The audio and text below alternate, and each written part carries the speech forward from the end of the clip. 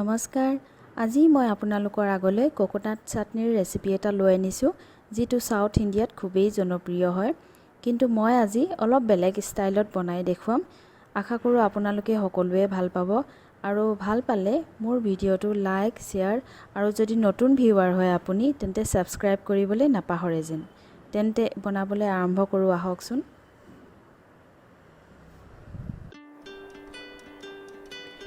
প্ৰথমতে মিডিয়াম সাইজৰ বাটিত আধা বাটি নাৰিকলখিনি মই সৰু সৰুকৈ কুটি লৈছো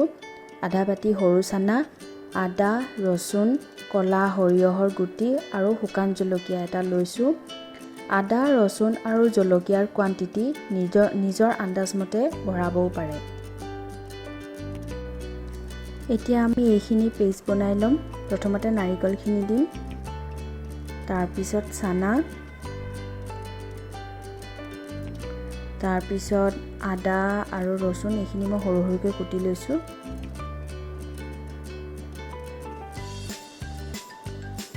তাৰ পিছত আধা বাটি পানী পিছত দৰকাৰ হলে আকৌ পানী দিম কিন্তু প্ৰথমতে আমি ইমানখিনিয়ে পানী দিম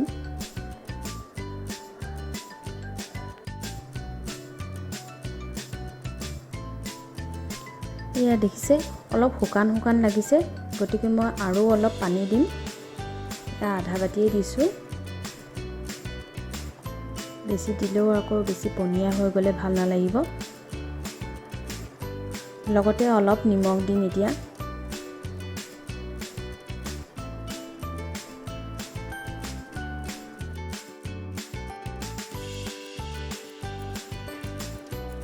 সেকেন্ড বাৰ গ্ৰাইন্ড কৰাৰ পিছত আমাৰ এইখিনি পেষ্ট তৈয়াৰ হৈ গল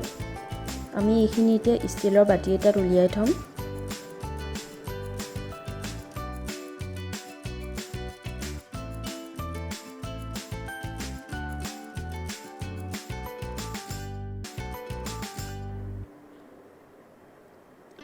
এতিয়া গেছটো ফুল ফ্লেমত জ্বলাই মই সৰু কেৰাহী এখন পাতিছো যত চাটনিৰ কাৰণে তেলটো ৰেডি কৰিম কেৰাহীখন গৰম হ'ল মই এতিয়া মিঠাতেল দিম মিঠাতেলখিনি মই এক বাটিতকৈ অলপ কম দিছো যাতে তেলখিনি মই পিছত পেষ্টৰ লগত যেতিয়া মিলাম তেতিয়া কম নহয়গে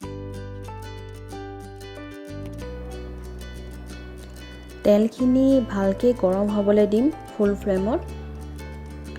অলপ দেৰি গৰম হোৱাৰ পিছতে আমি এটা সৰিয়হৰ গুটি দি চাম ফেন উঠিছে নে নাই যদি ফেন উঠা নাই তেন্তে আৰু অলপ দেৰি ৰম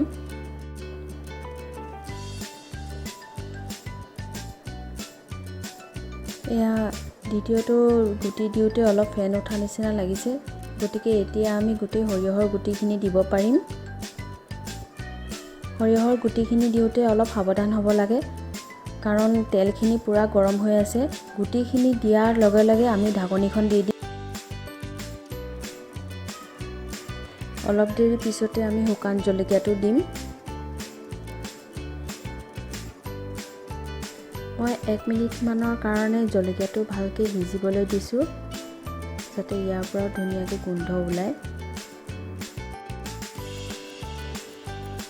জলকীয়াটো ভালদৰে সিজিবলৈ দিব মই চামুচেৰে অলপ হেঁচি দিছো যাতে এই তেলৰ লগত ভালদৰে মিহলি হৈ যায় আৰু ধুনীয়াকৈ সিজি যায় ইয়া তেলখিনি ৰেডি হৈ গ'ল মই এতিয়া তেলখিনি পেষ্টৰ ওপৰত ঢালি পেষ্টৰ লগত ধুনীয়াকৈ মিক্স কৰি দিম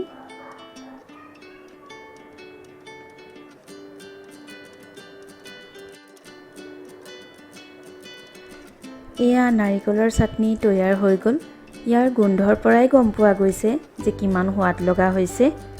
এইখিনি ফ্ৰিজত ৰাখি 3 দিনলৈকে পৰিবেশন কৰিব পাৰিব গতিকে আপোনালোকেও ঘৰত ট্ৰাই কৰি চাব আৰু কমেন্ট কৰিব যে কেনেকুৱা পালে ভিডিওটো চোৱাৰ বাবে অশেষ ধন্যবাদ থাকিল আৰু চেনেলটো সাবস্ক্ৰাইব কৰিবলৈ নাপাহৰে যেন